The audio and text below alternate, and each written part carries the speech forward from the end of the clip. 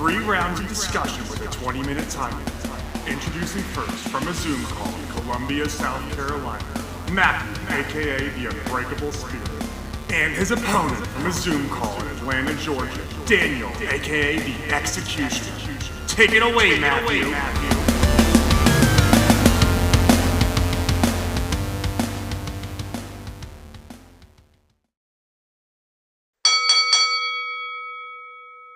Thank you, Jesse, for that wonderful introduction. Hello, everyone. Welcome to At Odds, episode number 48 with the Unbreakable Spirit. I'm the Executioner, Daniel Travel. Yes. We got 3 topics. You know the drill. Yeah, and we just want to say beforehand, I hope you all are staying safe during the hurricane if you're in one of the states that are going to be affected. Yeah, okay. Anyway, great. Jump in. Yeah, 3 topics. Number 1. Candice LeRae's Monday Night Raw debut. Number 2. Saraya is All Elite, and Saraya, for those who don't know, is formerly known as Paige. Number 3. WWE will still reach out to indie and Japanese talent, but that's topic 3. We haven't even covered topic 1. We're gonna hop into it now. Take it away, Matthew. So yeah, Mr. and Mrs. Wrestling are a part of the Monday Night Raw brand now. I really don't consider them a part of the Monday Night Raw brand, considering there's not really a brand split anymore. Well, what I mean is, like, they made their main roster call-up debuts on Raw. Yeah, but technically Johnny Gargano didn't make a debut. He was technically his return, because if you remember, there was a short time where he was the North American champion and he had matches on Raw. Yeah, but I wouldn't call that a call-up. I would call that a guest appearance. Yeah, fair. But anyway, Candice LeRae showing up. I will admit, that was as much out of nowhere as when Johnny Gargano made his return. I mean, why treat the wife any different from the husband? I mean, yeah. With Johnny Gargano return, we were just I forgot the timer. Son of a banshee. What's new? Hey, fuck you. Oh, thank you. Anyway, but, my honest thoughts is, I am honestly glad that Candice is, back being a professional wrestler, but I'm just wondering is, how long are the Garganos going to last as a babyface? Because we all know with Johnny Wrestling nowadays is that, well, yes, he is a babyface. He's even more dangerous as a heel. Well, yeah, and this is gonna sound weird for me. I'm actually a little worried about their son, Quill. He's officially not going to have a normal childhood if both his parents are on the road 24/7. No, he's going to be doing what Becky Lynch does, traveling with her parents. What Becky Lynch kid does, travel with her parents. Yeah. Because Lynch... Well, Becky's at home right now because, remember, she got injured. Oh, right. I forgot about that. So she got injured the night she turned babyface. Now, my question is she going to stay there when she returns again? I hope so, to be honest. But that's off topic.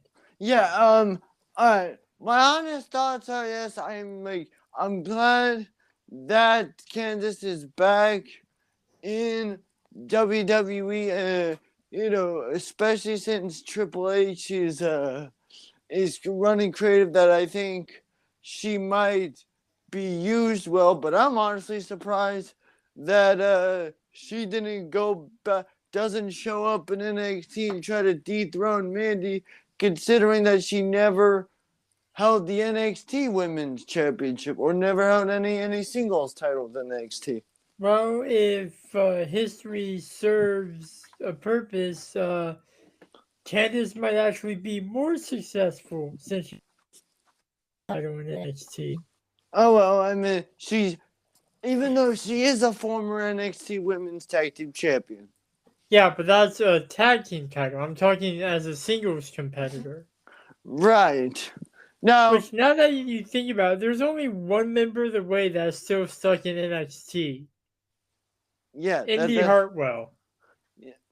Well, yeah, whatever. That's great, but not important. But I will say, but with Candice on WWE programming, like, I'm glad that they have another baby face to the roster, but it's also just like, well, I mean, because I guess it provides a lot more great matches and great because is there really any new matches that Candice could have on the main roster that she couldn't have I'm pretty sure there's.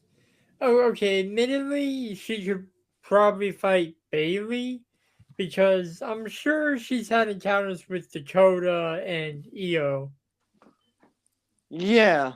But also, Candice could maybe go after the 24/7 title, currently held by Dana Brooks. Is it still? I believe so. We haven't seen anything on Ringside News about the title changing hands, but then again, we haven't seen Dana Brooks in a hot minute. That is very true. Because I will say, with Bianca, no, not Bianca, with Candice being on WWE program is who are some wrestlers you would like to see her wrestle on the main roster now that where does the list begin? I mean, she's probably wrestled like most of these, like some of these talent back in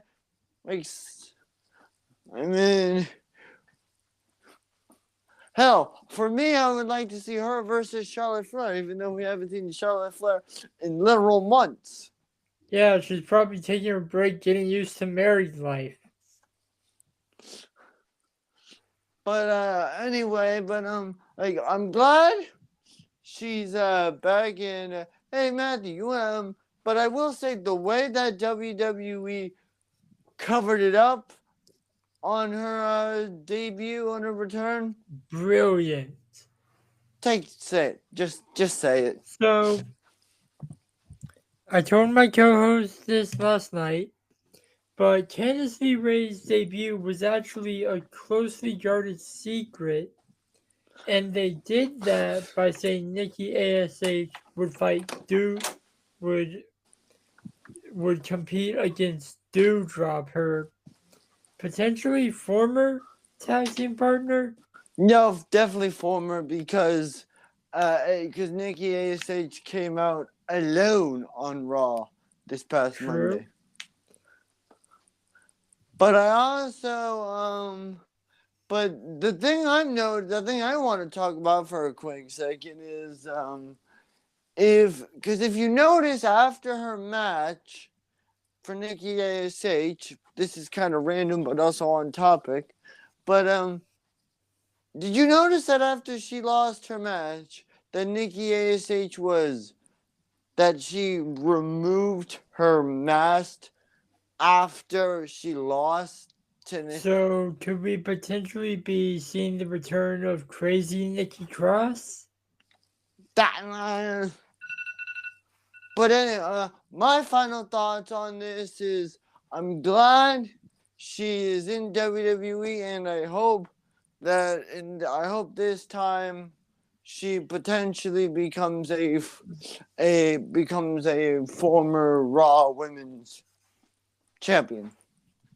Yeah, best of luck on the main roster, Candice LeRae. The timer just went off. We're going to take a quick break. All right. All right, and we're back with topic number 2. Paige, for now known as Saraya, made her out of nowhere appearance on the Grand Slam episode of Rampage on a Dynamite, right? But yeah, that was very much out of nowhere. Yeah, and she appeared as of this recording yesterday on Dynamite, and took some indirect shots at WWE. Like, this line really sticks out for me.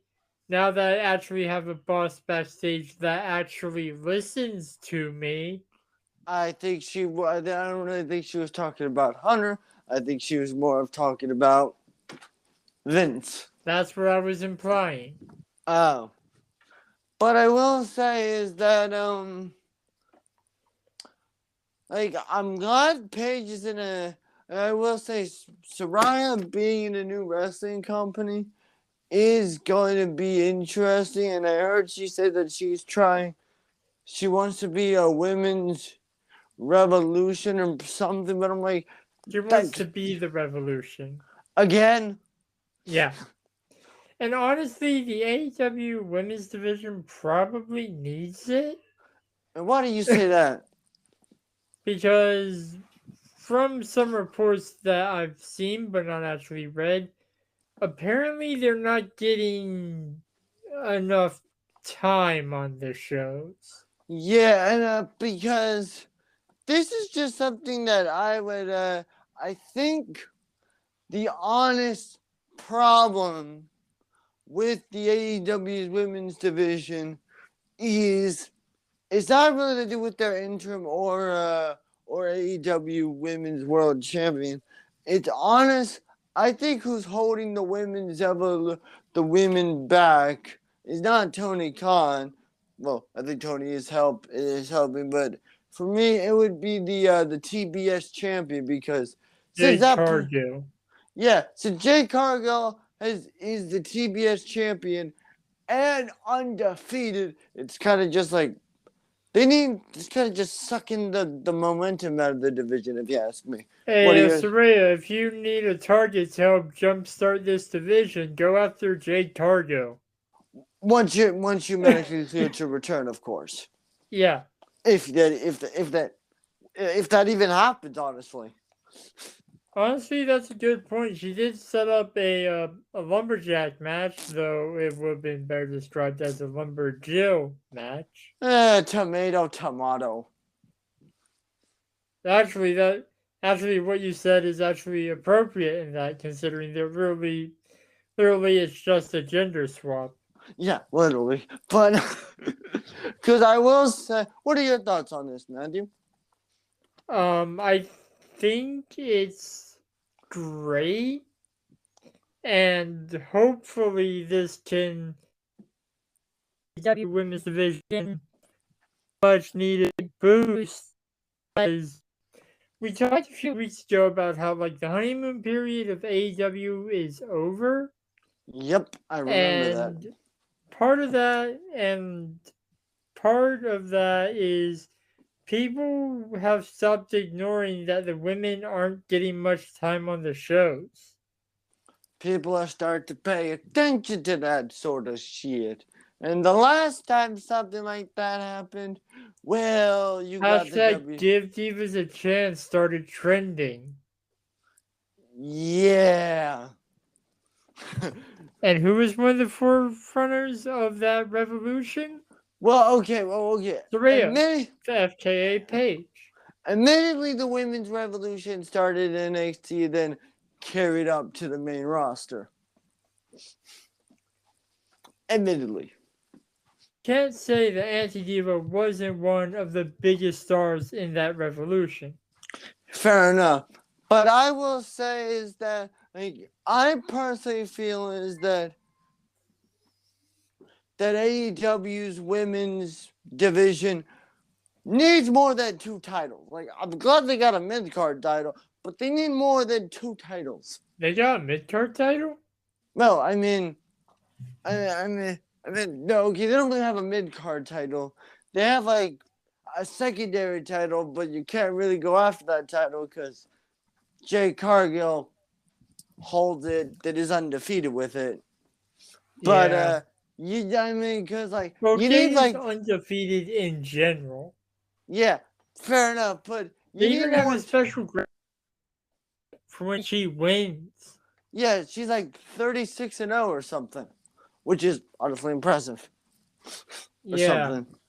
But But it's also part of the problem with the women's division because Jade's matches, I'm going to say it, since we know the outcome before it happens, it makes her matches boring. I mean, hey, okay, I'm gonna use Asuka as an example.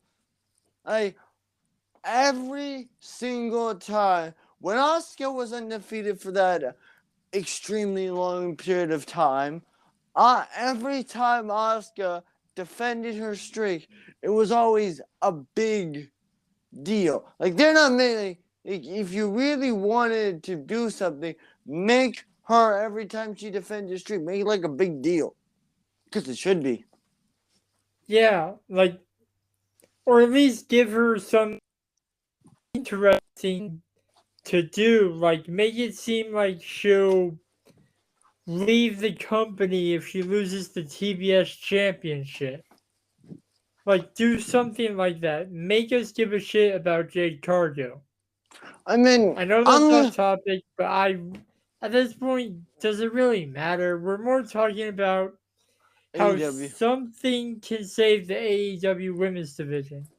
I mean, hell, because from what I've heard is that like, okay, here's a honest question: Has anyone has anyone honestly been booked well since the AEW Women's Championship has been introduced? Has honestly ever been a good solid tier AEW Women's Champion? Because in my mind, the only solid good one has been Britt Baker, off the top of my head. Yeah, and I fell off of AEW for a while before this podcast started. Yeah. And so you tell me, has anyone aside from Britt Baker DMD been booked well? I mean, honestly, no. But I mean, well, okay. Besides Jade Cargill and her being undefeated, other than that, no, because like you really don't really have like whether it's the interim champion, whether it's the actual AEW women's title, whether it's the TBS title, you have like a bunch of talented women, whether they're originals or whether they're former WWE talents that you don't really have. You have all these great talents, but you're not giving them opportunities sometimes. Thought I'd say that. Yeah, and I'm gonna say this before we move on to the next topic. This is the first time we've talked about Paige without it being involved with Impact Wrestling. Yeah. But the timer just went off. We're gonna take literally a 2-second break, then hop into the final topic. Yep. And we are back. And the changes from Triple H are still coming, ladies and gentlemen. And this one is really good. Yes. WWE is going to be reaching out to a lot more independent scenes for more talent And Japanese. and Japanese talent, because WWE, and this is something I've heard, is that they are going to be expanding into more different branches of NXT. Yeah, like NXT UK recently closed down and is going to be rebranded into NXT Europe. I mean, I've heard NXT Mexico, NXT Japan. Then the Japanese talent would make sense. Yeah. Heck, maybe Hikaru Shida could go to NXT Japan. I mean, yeah, because my honest thoughts on this is, I don't really give a damn what you people think, but my honest, I am glad that, we are going to get more talent outside of WWE coming in, because, and I'm honestly hoping that with the people that come outside from WWE into the WWE, that if they have built a solid reputation for themselves outside of the company that they'll be able to use their whatever name is inside the company or something. Yeah, and Or just for change it. people Just that change. are Just Yeah, change and it a for- bit so you have the copyrights and stuff.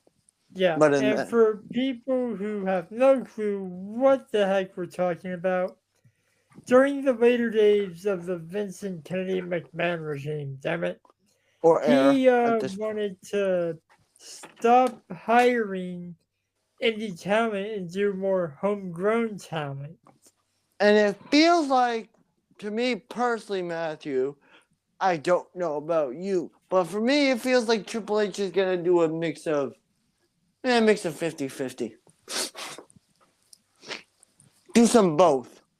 Yeah, and and part of the reason, and at the time I heard that, I thought Vince was crazy because NXT was born, the Black and Gold at least, was born on indie talent.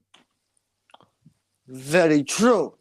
People like Tyler Black, currently known as Seth freaking Rollins, Kevin Prince Owens. Devitt, Finn Balor, Kevin Steen, Kevin Owens, El Generico, Sami Zayn, Shinsuke Nakamura, still Claudio Shinsuke Castagnoli. Nakamura. Exactly. Claudio Castagnoli, even though he was more of an FCW guy. Yeah, but in my eyes, is that like, look, well, you got the timer, by the way? Mm-hmm. Okay, just making sure. While I'm glad that Though I will WWE, admit I did start it late because my iPad went to sleep. all right, but that's not important. But I will admit is that like I am glad that WWE personally is gonna be reaching out to more promotions, and because I'm also wondering, with WWE reaching out to more promotions, are they going to have like what American NXT compete against NXT Europe? Like, you know, you're gonna have NXT, all the NXTs compete against each other or something. Make it a little competitive, because otherwise Like your world tournament sort of thing. yeah, exactly. Exactly. Are you? Because if you really want to get eyes on your other WWE promotions, and hell, have like a Super World Cup or something, or hell, this is just a solid idea. But maybe bring back that whole World Cup thing, but maybe maybe have like something for like the for like other talent, WWE talent, main roster talent that doesn't even get TV time anymore. Have them compete in that or something. Yeah, but isn't that what? But like for the talent that doesn't get TV time, isn't that what Level Up is for? Oh right, You forgot about that, didn't you? Yes, I really did, but because it's only like half an hour, which is Yeah, very that should be a topic. Make NXT Level Up longer. yeah. Coming Agreed. to an episode near you. Yes, but my honest thoughts is like, look, while NXT 2, like, if you do a World Cup, I think that besides it being like some sort of trophy or something, have something like for the winner be like at stake. Like, I don't know, they get like, if like you're competing for like the tournament, they get a bye or something. Or if they're like an NXT talent, they get to challenge for a title of their choice or something. So make basically have it be NXT's version of the King of the Ring. Yes, have an NXT version of King of the Ring, but make the winner spot. Make what the winner gets interesting, because otherwise, yeah, because the King of the Ring, the winner used to get a WWE. Yeah, like, for example, like, let's say you win the NXT World Cup tournament and you want to go after the NXT North American Championship. you get to go after that. Or you want to challenge Braun Breaker. Or hell, I don't know, you want to, or hell, you get to use, or hell, just to make it more interesting, but you get one, if you wanted to, you only, if you wanted to use it for like a main roster talent, you know, have them, you know, they get one shot at a, you know, at a mid-card title or something.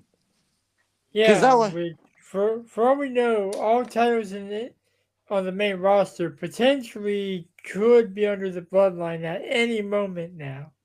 oh, yeah, but my honest thoughts, except for the women's. Yeah, but my honest thoughts on this personally is, well, I am very glad that NXT, you know, that WWE is doing this. I just hope that you get talent. And even if, you know, me or Matthew or anyone don't know, that you actually make us pay attention and actually give a damn about said talent. Yeah, considering I get like a trance whenever I'm watching TV and don't know what's going on, and I'm still able to keep up with the shows, like, getting my attention won't be very hard if you do something like that. Yeah. All right, but that's the topic. We'll be back, and you know the drill. Yep. That's that all the outro. time we got. Roll that outro. Thank you for listening to At Odds, hosted by the Unbreakable Spirit And the Executioner. edited by the Unbreakable Spirit. You can follow me on Twitter and Instagram at MTS_life_0126. You can follow me on Instagram at DanTravis121, and you can also follow me on the Twitter at DanTheExecutioner21. And you can follow the podcast at Odds Podcast. We'll be back next week with more debates and discussions, but until then, the Executioner and the Unbreakable Spirit will still be at odds. Thank you, losers.